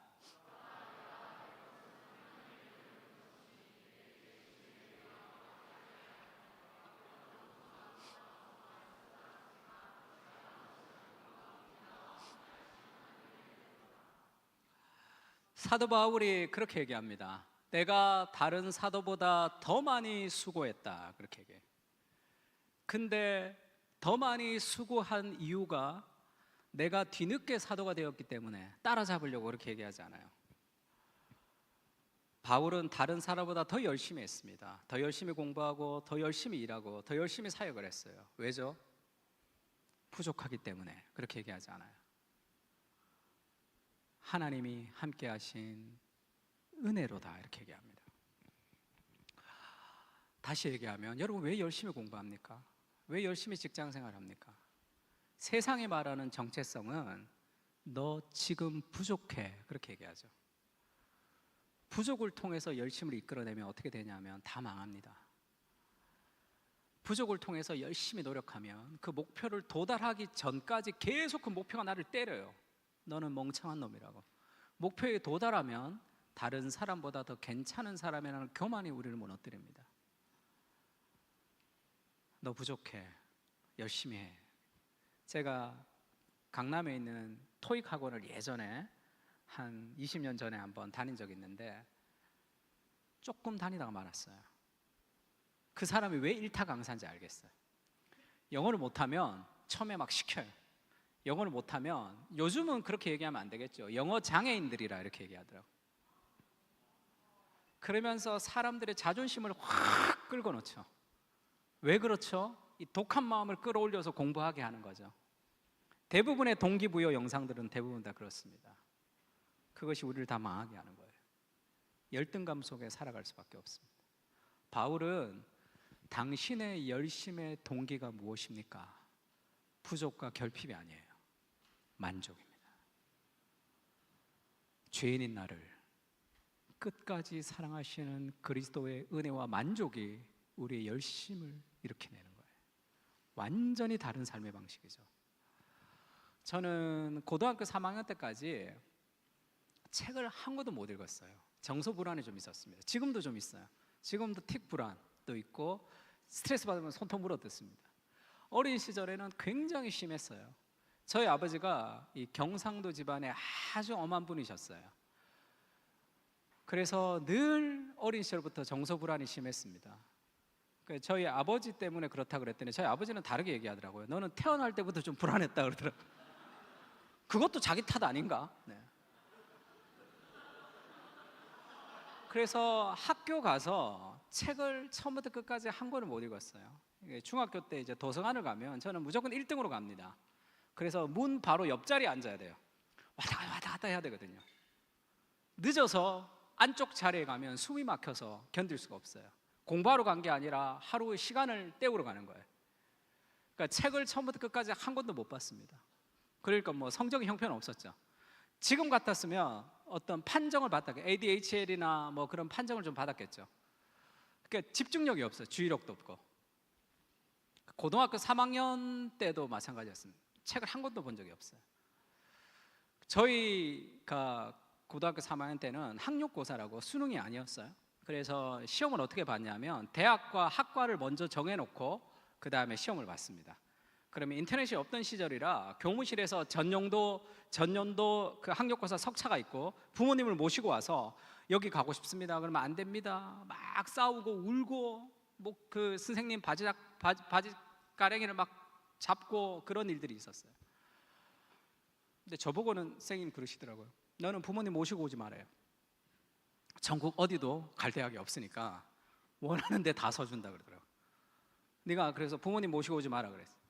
저는 그때도 철이 없어가지고 그게 좋았습니다. 아싸, 나 부모님 안 모셔와도 되는구나. 시험을 쳤는데 뭐 성적이 안 됐어요. 학력고사가 300 몇 점, 320점인지 체력장까지 340점 만점에 이제 100점이 안 나왔습니다. 축구부가 있었는데 제 앞에 걔가 104점인가 나왔어요. 그러니까 뭐 거의 성적이 안 나왔습니다. 재수했어요. 재수해도 성적이 뭐. 군대를 갔습니다. 군대를 갔는데 뭐라도 잘하는 게 있었으면 뭐라도 했겠죠. 근데 제가 어릴 적부터 좀 멍청했어요. 하나도 잘하는 게 없어. 제가 손대면 기계가 다 고장났습니다. 그러니까 뭔가 잘하는 게 하나도 없으니까 뭐 잘하는 게 있었으면 뭐라도 했겠죠. 근데 하나도 없었어요. 잘하는 게. 군대 갔더니 군대에서도 엄청 욕먹었습니다. 군대 가서 이제 낫지를 많이 시키거든요. 군대에서 막 다 이제 낫들고 막 이렇게 풀을 베더라고요. 근데 옆에 보니까 이 제초 기계가 있더라고요. 제 질문했죠. 소대장님, 기계가 있는데 왜 우리가 낫으로 그거를 작업을 해요? 이렇게 얘기했어요. 군대에서 질문하면 안 된다는 걸 몰랐습니다. 너 따라 나와. 이렇게 막 이런 거 하고. 아, 희한하네. 왜 기계가 있는데 우리가 할까? 뭐 잘하는 게 하나도 없었어요. 그래서 군대에서 제가 대학도 못 가고 잘하는 게 없으니까 군대에서 말뚝 박는 게 있었어요. 하사관으로. 제가 지원했더니 저희 선임하사가 오더니 야, 너는 안 돼. 그러더라고요. 너는 안 돼. 그리고 제대를 했습니다. 제대를 하고 뭐 할 게 없으니까 저희 교회 집사님이 계셨는데 집사님이 주유소를 하셨어요. 그때 주유소가 잘 될 때라 너 같이 주유소 아르바이트 하고 잘 되면 주유소 하나 더 내면 너 사장 시켜준다 그랬어요. 한 달 만에 잘렸습니다. 제가 일할 때 주유소는 지금은 이렇게 주유할 때 이걸 뚜껑을 열면 이게 붙어 있죠. 그래서 주유를 하고 이렇게 넣어주면 되는데 제가 일할 때 이게 떨어져 있었어요. 그래서 이거를 이렇게 빼고 주유를 하고 그냥 보내는 거예요. 차를. 여기 막 적어 놓습니다. 절대 하면 절대 보내버려요. 그러니까 뭐 그리고 제가 군대에서 제대할 때는 지금보다 한 10kg가 적었는데 그때는 이 정수기가 물을 이렇게 들고 이렇게 꽂아야 됐어요. 정수기에. 그거를 이렇게 들면 정수기가 넘어지더라고. 그러니까 사장님이 내가 들면 하지 마 그랬어. 뭐 하지 마, 다 하지 마. 그러고 막 보내니까 어떤 트럭 운전 아저씨가 저쪽에서 막 밤에 오시는데 나한테 화났다는 거 알았어요. 이미. 당신 내 양말이 왜 한쪽밖에 없는 줄 알아? 그러더라고요. 자기 양말 한쪽밖에 없는 나한테 왜 얘기해요? 몰라요. 내 양말이 왜 한쪽밖에 없는 줄 알아? 그러더라고요. 내가 이거 뚜껑을 안 열어놓고 보내가지고 기름이 흘러서 양말을 거기서 막고 왔다는 거예요. 그분도 너무 문학적이죠. 화도 너무 문학적으로 내. 가뜩이나 이해력이 떨어지는 나한테 양말을 왜 한쪽만 갖고 왔지? 내가 한참을 생각했어. 그걸 막고 왔다는 거예요. 한 달 만에. 아, 난 뭐 잘하는 게 없구나. 그때 8월 15일 청년부 수련회를 갔는데 그전에도 교회를 다녔는데 교회를 열심히 다녔는데 복음을 잘 몰랐습니다. 8월 15일 날 청년부 수련회를 갔는데 거기서 예수님을 만났어요. 뭐라고 할까? 그때의 제 마음을 한마디로 표현하자면 만족이었습니다. 아, 내가 이거 찾고 있었구나라는 걸 알았어요. 그전에는 뭘 찾는지도 몰랐습니다. 예수를 만나면서 아, 내가 지금까지 내가 이거를 찾고 있었구나라는 걸 알았어요. 하덕규 씨 지금 목회자가 되셨는데 가시나무, 조성모 가시나무를 지었던 그분의 노래 중에 자유라는 노래가 있습니다. 가사가 어떠냐면 껍질 속에 살고 있었네 내 어린 영혼, 껍질이 난지 내가 껍질인지도 모르고 눈물 속에 살고 있었네 내 슬픈 영혼, 눈물이 난지 내가 눈물인지도 모르고 그를 만난 뒤 나는 알았네 내가 애타게 찾던 것이 무엇인지 그를 만난 뒤 나는 알았네 내가 목마르게 찾았던 자유, 자유. 쫙 오늘 교회 말만 부르면 좋은데 자유라는 노래가 쫙 나왔어요. 그 가사 그대로 가슴이 터지는 것 같았습니다. 성경이 그렇게 얘기하죠. 나는 내가 왜 태어났는지 잘 몰랐어요. 아무것도 잘하는 것이 없었기 때문에 이 삼류 인생을 어떻게 살아야 될지에 대한 불안감이 너무 많았습니다. 하나님이 만세 전에 나를 택하셨다. 내가 그저 그냥 여기 이렇게 태어난 존재가 아니라 천지가 창조되기 전부터 내가 하나님의 마인드 속에 있었다는 존재라는 것을 깨달았습니다. 정말 내가 가치 있는 존재라는 것을 그리스도를 통해서 깨달은 거죠. 마음에 소원이 생겼는데 뭐를 해드리고 싶었어요. 저는 인생에 비전 없습니다. 꿈도 없어요. 그날 다 채워졌습니다. 뭔가를 좀 해드리고 싶다, 그런 생각이 좀 들었어요. 그때 8월이었는데 11월에 수능이 있었습니다. 그래서 2달 공부해서 신학교에 들어갔어요. 신학교에 들어갔더니 제가 끝에서 2등인가 들어왔다는 얘기를 언뜻 들었어요. 확인해 보지 않았지만 그럴 것 같다 생각이 들었습니다. 가까스로 은혜로 신학교에 붙었는데 1년 동안 한 300권 정도 읽었던 것 같아요. 목회와 신학 같은 거는 도서관에 가서 그 수업 없는 시간에 하루에도 30권씩 40권씩 읽었습니다. 1년에 한 300권 읽고 제가 가장 크게 깨달았던 것은 이렇게 책 읽으면 안 되는구나 라는 걸 깨달았어요. 하나도 모르겠어. 읽었는데 모르겠어. 너무 머리를 안 썼더니 읽었는데 하나도 모르겠는 거예요. 무식하게 책을 읽다가 나중에 알았습니다. 그 메가스터디 손준 선생님 그렇게 얘기하죠. 공부는 유전이다 이렇게 얘기하죠. 유전이 아니고 방법을 몰라서 그래요.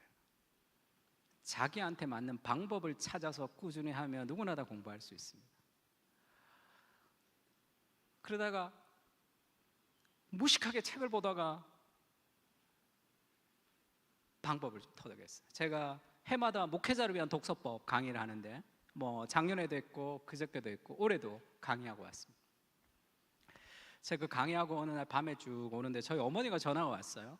그래서 애비야, 너 아들 내미 지금 학교 다니는데 공부는 잘 하나? 이렇게 물으시더라고요. 그래서 어머니 잘 안 합니다 이렇게 얘기했더니 저희 어머니가 애비야 내도 오라, 네 보니까 공부 안 해도 되더라 이렇게 얘기하시더라고요. 그래서 그때까지 몰랐어요. 제가 나 책도 한 권도 못 읽었지, 그거를 잊고 살았던 거예요. 그러다 그때 제 인생이 파노라마처럼 이렇게 쫙 지나갔습니다.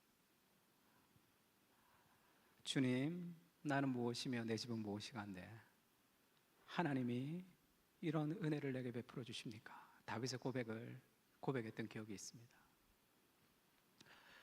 너 부족해, 열심히 해. 그것이 우리를 힘들게 하는 거예요. 복음 안에서 하나님이 주시는 만족을 누려야 됩니다. 그러면 연약한 인생을 통해서 일하시는 하나님의 일하심들이 우리 안에 있는 거예요. 그 새로운 정체성이죠. 내가 누구이냐는 중요하지 않습니다. 내가 누구에게 속해 있느냐죠. 내가 누구의 것이냐. 나는 하나님의 것입니다.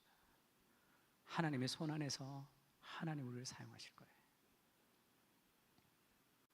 연약하지만 사랑받는 존재, 죄인이지만 존귀한 존재, 그런 복음의 은혜를 우리에게 부어달라고. 그 은혜가 우리를 일하게 하는 거죠. 그런 삶의 복음의 능력이 우리에게 늘 넘쳤으면 좋겠습니다. 한번 찬양할까요? 주어진 내 삶이 주만 의지해라는 찬양이 있는데 우리 그 찬양 같이 한번 부르면 좋겠는데, 우리 후렴 같이 한번 부를까요? 후렴 가사가 이렇습니다. 주어진 내 삶이 작게만 선하신 주 나를 이끄신 분의 선하신 주 나를 이끄신 분의 중심을 보시는 중심을 보시는 주님만 따르네. 날 택하신 주만 의지해 주만 의지해 보이는 상황에 무너질지라도 보이는 상황에 무너질지라도 예수 능력이 나를 보이지 않아도 보이지 않아도 주님만 따르네. 내 평생 주님을 노래하리. 우리 손들어 감사해요. 주어진 내 삶이 주어진 내 삶이 작게만 선하신 주님 나를 이끄신 분의 중심을 보시는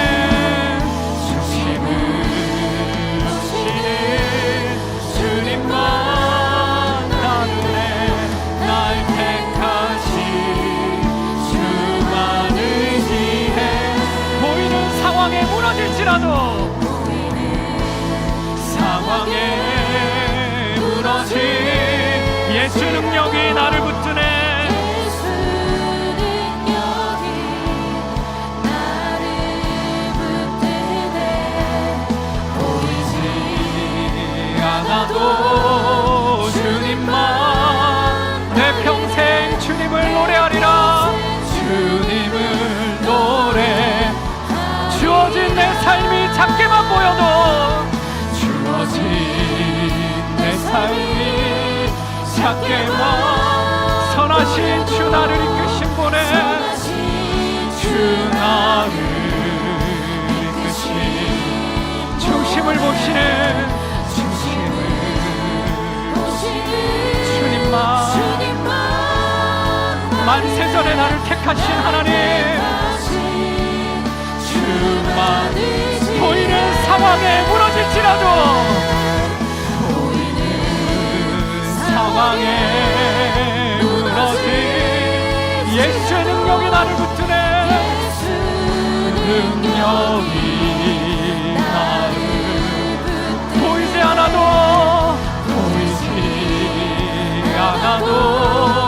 주님만 따르네.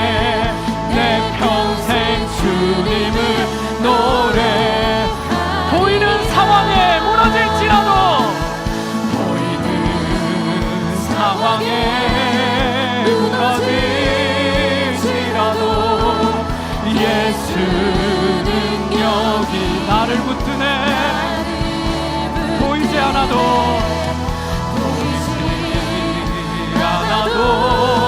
주님만 내 평생 주님을 노래하리라.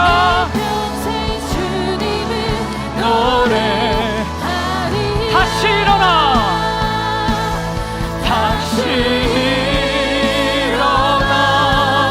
주를 예배 내 모든 기쁨이 되리. 우리는 누굽니까? 우리는 주님의 기쁨입니다. 기쁨 되어 삶의 모든 순간을 주께 다시 일어나 다시 일어나 내 모든 기쁨이 되리. 주님의 기쁨이 되어 기쁨 내어 삶의 모든 순간을 주께 다 내어 그의 기쁨 되어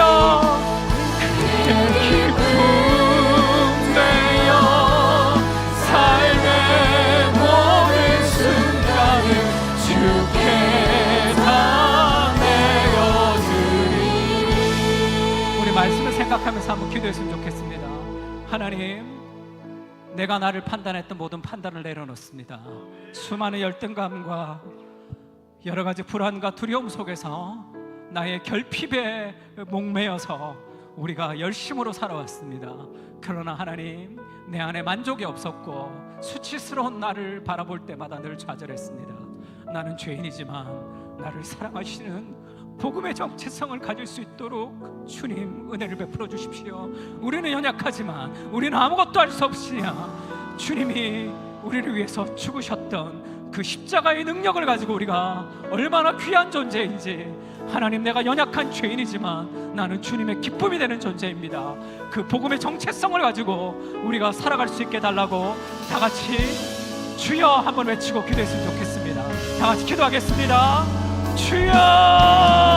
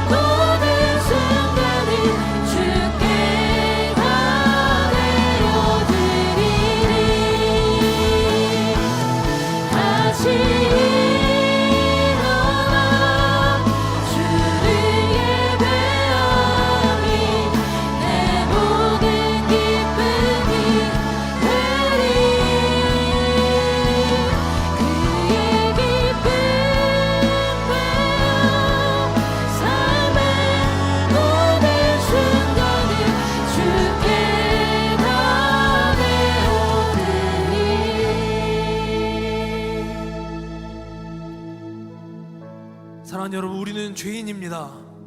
아무런 능력도 없고 아무런 소망도 없는 죄인입니다. 그러나 복음을 만난 우리는 하나님의 그 사랑을 통해 결코 무너지지 않는 정체성을 가지게 된 존재임을 믿습니다. 복음은 우리를 죄인임을 인정하면서도 사랑받는 존재임을 깨닫게 합니다. 복음은 너를 사랑한다, 내가 너를 사랑한다 말씀하시는 하나님의 무조건적인 사랑을 깨닫게 하는 줄 믿습니다. 사랑하는 여러분, 이 시간 이런 하나님의 음성에 귀 기울인 우리가 되길 원합니다. 비록 세상은 우리에게 너는 사랑받을 가치가 없는 존재라고 말할지라도, 심지어 나의 자아도 나에게 나는 소생불가한 존재라 말할지라도, 너의 그 존재 자체로 사랑한다, 사랑하는 아들아, 사랑하는 내 딸아, 내가 너를 사랑한다 말씀하시는 주님의 음성을 발견하는 시간이 되길 원합니다. 함께 기도하실 때에 주님, 우리는 소망이 없는 죄인임을 깨달아 알게 하여 주시옵소서.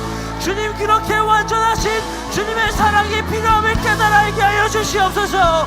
죄인에게 주님의 사랑이 필요합니다. 죄인에게 주님의 은혜가 필요합니다. 죽었던 죄인에게 부으신 완전한 주님의 사랑을 이 시간 깨닫길 원합니다. 이 시간 죄인된 나를 인정하고 죄인을 사랑하신 주님의 은혜를 발견하여 주시옵소서. 주님의 은혜를 우리를 더 덮어 주시옵소서. 주님의 사랑으로 우리를 적셔 주시옵소서. 주님의 간절히 부르짖고 기도하며 나아갑니다. 주여 주여 주여. 삶의 모든 순간을 주께 나아내어드리리. 하나님의 시간 다시 우리가 주를 예배하니 내 모든 기쁨이 되리. 너로 취한 가운데 있는 나를 돌아봐 주옵소서. 삶의 모든 순간을 주께 나아내어드리리. 하나님 아버지의 넓으신 품 안에 다시 돌아가 주시기를 원합니다. 하나님 우리의 너무나 취한 주를 가운데 예배하니 내 모든 기쁨이 되리. 하나님의 사랑 기쁨 되어 삶의 모든 순간을 주께 나아내어드리니. 다시 일어나 주를 예배하니 하나님이 우리와 함께 하시지 않고 단 한순간도 나아갈 수 없는 더럽고 취한 가운데 힘을 깨달아게 하여 주시옵소서. 주님 그렇게 하나님 나 너무나 취한 가운데 있는 주님의 필요합니다. 그렇게 주님이 필요합니다. 하나님의 은혜를 구하게 하여 주시옵소서. 주여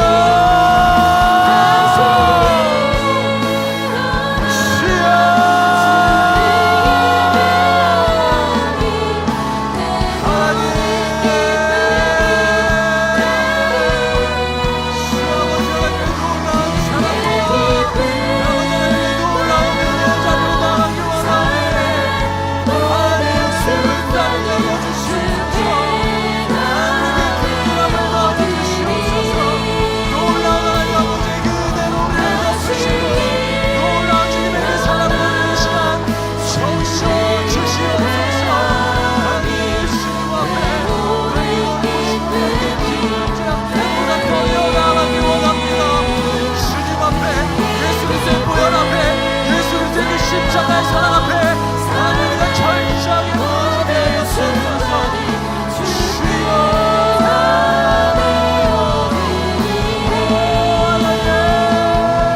다시 일어나 주를 예배하니 내 모든 기쁨이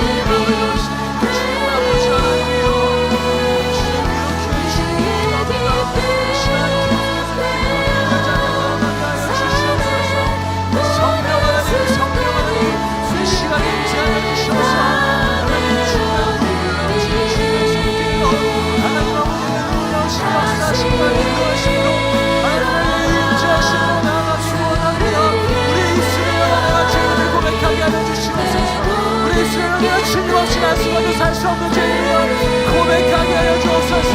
하나님의 놀라우신 사랑 예수 그리스도의 십자가의 몸으로 나가는 은혜를 원하오니 은혜 위에 은혜를 하여 주옵소서.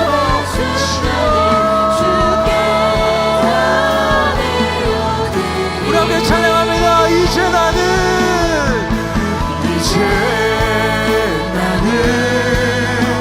내 사람 아니요 사망에서 건지신 주의 자녀이니 그 한없는 주의 사랑 안에 기쁨으로 걸어 이제 나는 옛사람 아니요 이제 나는 옛사람 아니요 사망에서 건지신 주의 자녀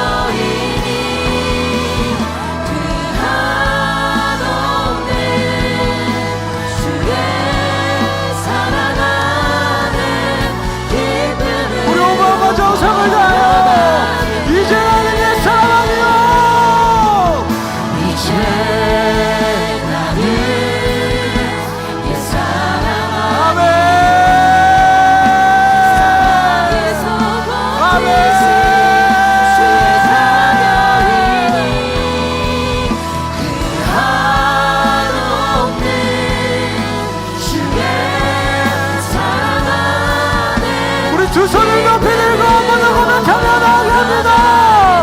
이제 나는 이 사람 아니요, 이제 나는 이 사람 아니요 사방에서 던지신 주의 자녀이니 그 한없는 주의 사랑 안에 기쁨으로 걸어가겠네.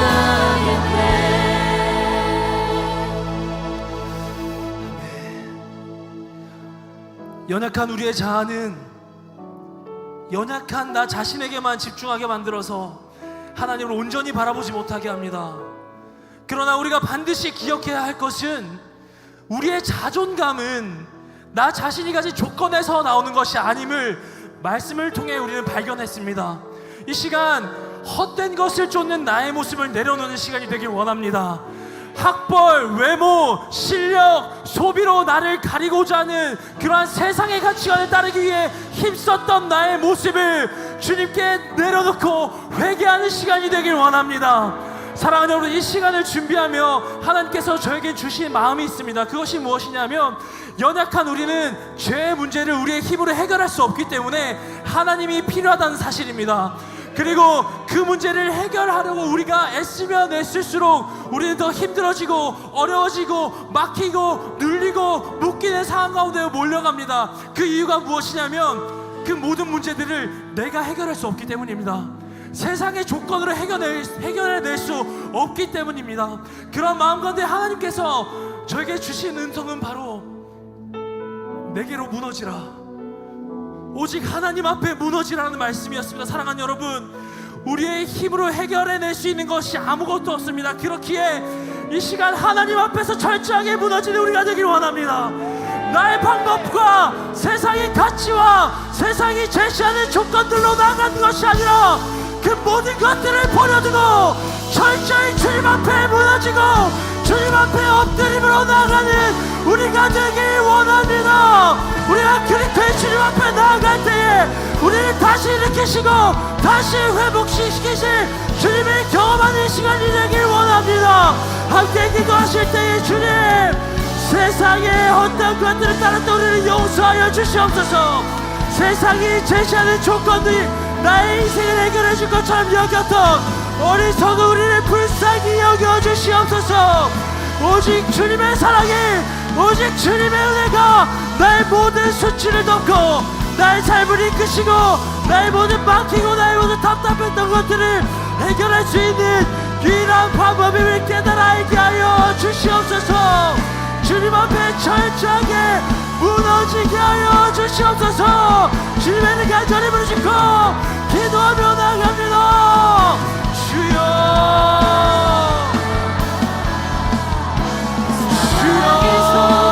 던지신 주의 자녀이니 그 한없는 주의 사랑 안에 기쁨으로 걸어가겠네. 이제 나는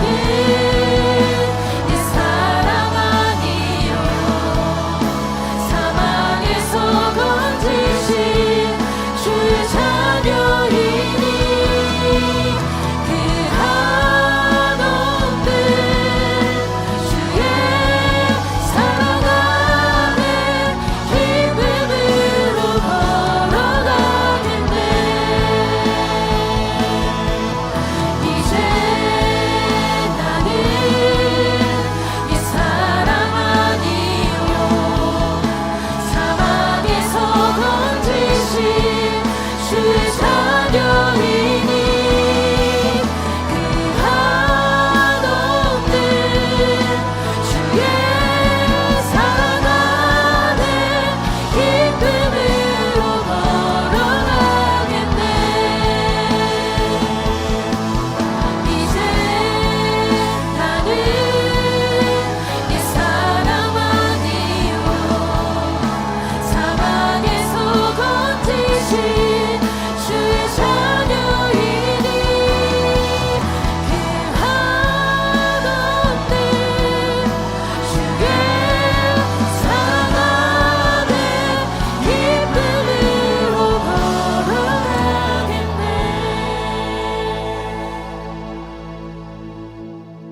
사단은 우리를 언제나 참소합니다. 우리 스스로를 정죄하게 만듭니다. 너 같은 형편없는 존재가 무슨 예배를 할 수 있어? 너 같은 엉망진창인 존재가 어떻게 하나님 앞에 나아갈 수 있어? 너 같은 사람이 어떻게 하나님의 사역을 할 수 있어? 이러한 속삭임으로 계속해서 작고 연약하고 보잘것없는 나라는 존재에만 우리가 집중하게 만듭니다. 그러나 사랑하는 여러분, 하나님을 만난 우리는, 예수 그리스도를 경험한 우리는 이제 그러한 속삭임 앞에서 나는 이제 옛사람이 아니다, 나는 이제 예수 그리스도의 생명으로 사는 존재이다, 하나님이 나와 함께 하신다, 담대히 선포한 우리가 되길 원합니다.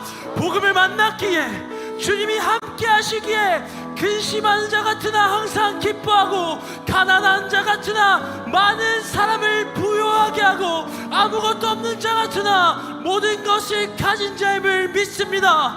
나는 아무것도 할 수 없지만 하나님은 나를 통해서 모든 것을 하실 수 있습니다. 나의 삶은 비록 무너져 있을지 모르나 하나님이 나와 함께 하시는 줄을 믿습니다. 하나님과 함께함이 가장 큰 복임을 믿습니다. 이런 담대한 고백으로 나가는 우리가 되길 축복합니다. 함께 기도하실 때에 주님, 우리를 정죄하는 사단의 속삭임을 예수 그리스도의 이름으로 떠나가게 하여 주시옵소서. 나에게만 집중되어 있던 시선이 주님께로 향하여 회복된 정체성으로 살아가게 하여 주시옵소서. 나를 지으신 하나님이 나와 함께 하신다, 나를 살리신 주님이 나와 함께 하신다, 나는 오직 하나님의 것이다. 이 담대한 고백으로 나가는 우리가 되게 하여 주시옵소서. 주님의 이름 간절히 부르짖고 기도하며 나가시겠습니다. 주여, 주의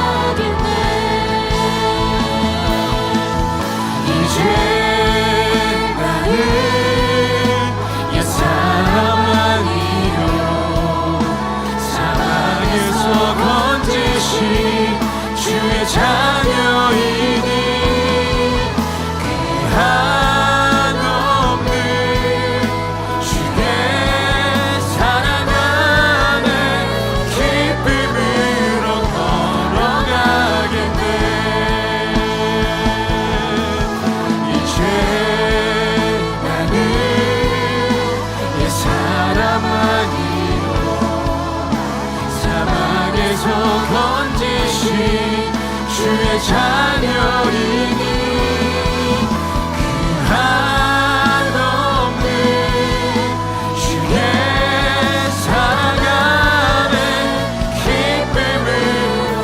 우리 한 번 더 찬양합니다. 이제 나는 옛사람 아니요 이제 나는 옛사람 아니요 사방에서 건지신 주의 자녀이니 그 한없는 주의 사랑 안에 기쁨으로 걸어가겠네.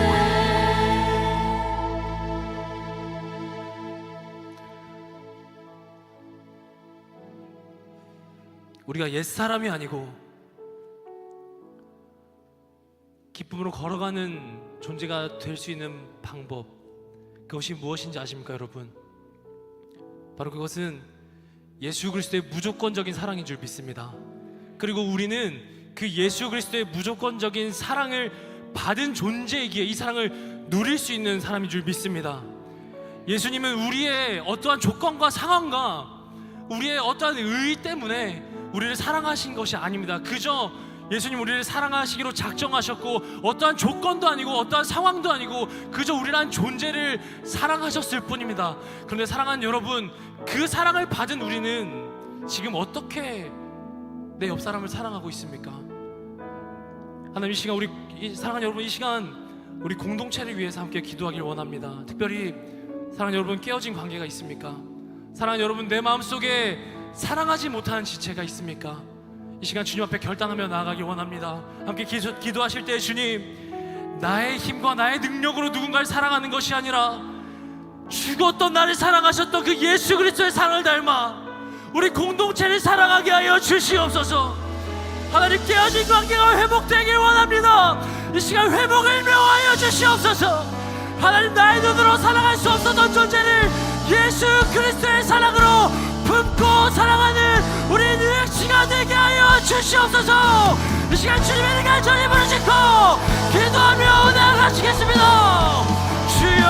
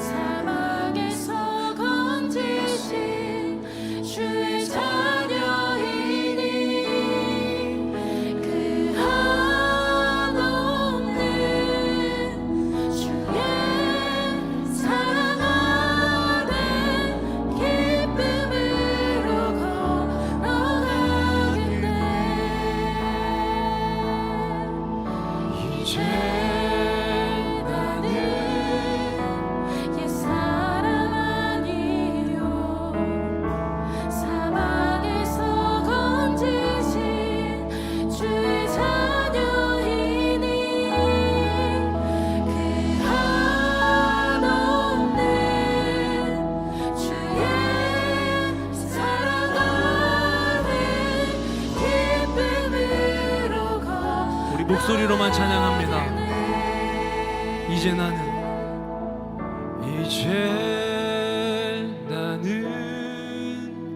옛사람 아니요